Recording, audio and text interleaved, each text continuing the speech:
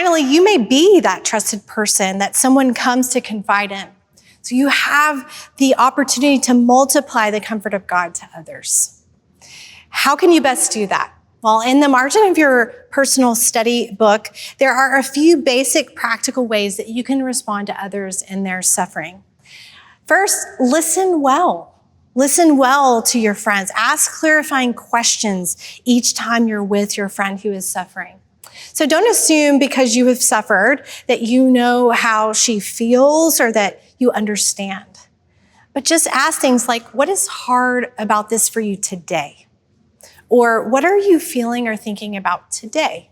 And listen well to her answers. Second, acknowledge the difficulty of the situation. Sometimes just saying what you're facing is really hard is validating and comforting to the sufferer and opens them up to whatever truth God might want to share through you.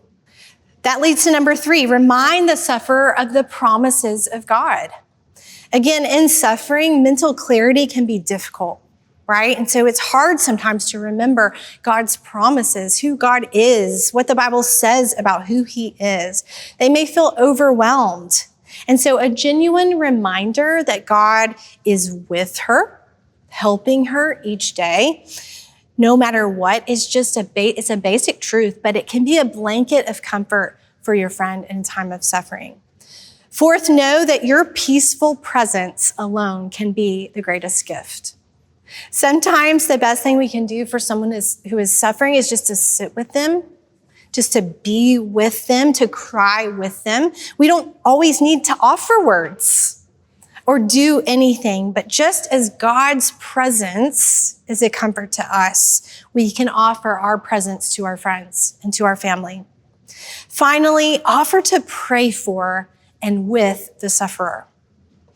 Again, sometimes sufferers, they don't have the words to pray. When my son was sick, I felt like I prayed the same things over and over. And so to hear someone else pray for me or to pray for him, it gave me new words. It gave me new thoughts. It gave me new things that I could pray. And so prayer is a balm, can be a balm.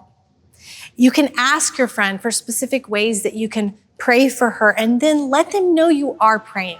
Follow up with them and let them know, I'm praying for you today. I'm praying for that thing that you asked me about.